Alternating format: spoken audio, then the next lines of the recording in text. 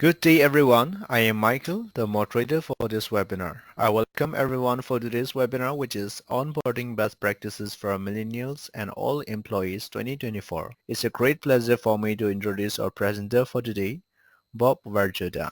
Bob Varjota is the owner and senior consultant for RP Varjota and Associates. Mr. Varjota provides solutions to companies for a wide variety of HR issues including training and development, compensation, compliance, policy development, performance management, employee relations, and managing changes from mergers and acquisitions or project-specific distributions of the status quo. I would now like to hand over the floor to the speaker. Over to you, Bob. Michael, thank you very much, and let's get going. Our agenda today, we're going to talk a little bit about why onboarding matters.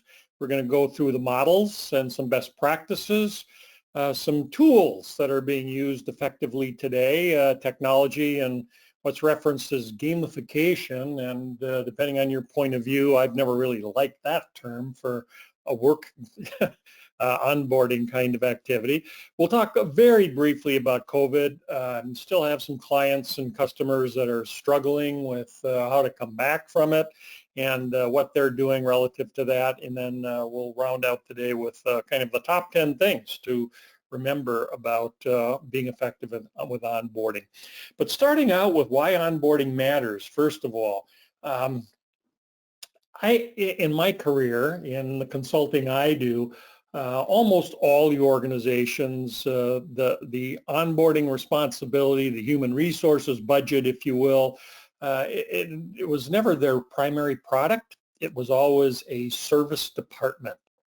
So in today's terms, today's 2024, connecting with the new hires from the first contract through the first year. You've heard me say that. We're doing it virtually, we're doing it hybrid, we're doing it in person. What is the difference? Things that millennials need to be successful, and I would say, a lot of people need this to be successful. Soft skills training, leadership development, informal learning, job rotation, strong company culture. From the company's perspective, what do we have? Boy, the employees on the left there. We want an efficient, effective, productive, and someone that's going to stick around. Not forever, but that's how we get our mission done. Orientation versus onboarding. First of all, provide direct and information to someone new to the organization. That's really orientation is where do you park? What door do you come in? Where do you sit?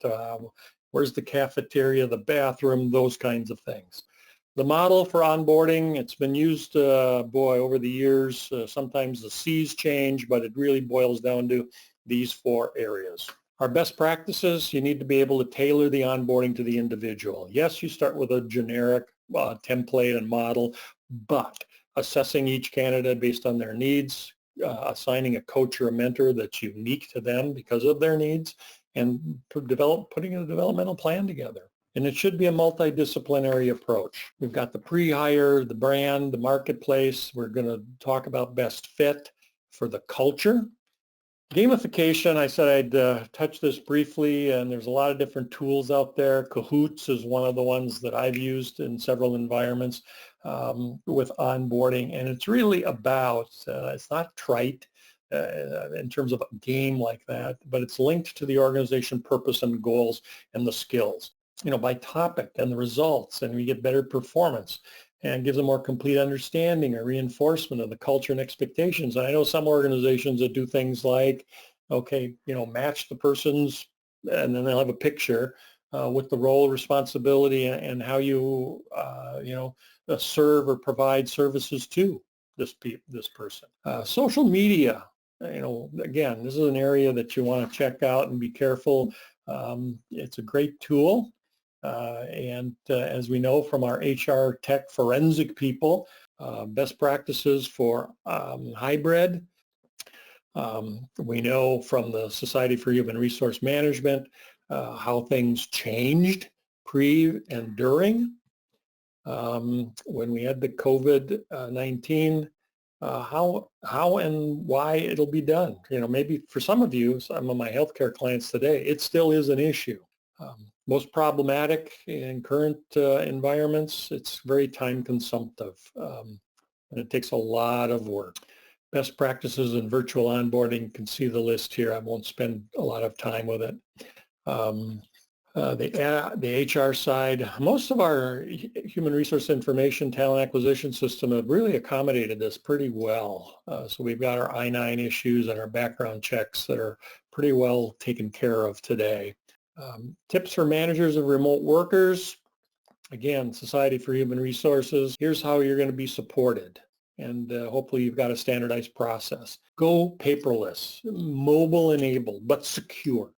Help with enrollment of benefits. And that's where the vendors and providers can assist you, where you're not done enrolling. Do you need anybody, that's where AI comes in. Do you need to chat about this? Yeah, there's no person on the other end. It's a chat bot, and they're helping you work your way through the tool, etc. And get it back to them. And with that, I'll say thank you, everybody. Be safe out there. Bye-bye. Thank you, Bob, for the great presentations. So that does conclude the session for today. Thank you everyone for participating. You may all disconnect now. Have a great day ahead. Bye-bye.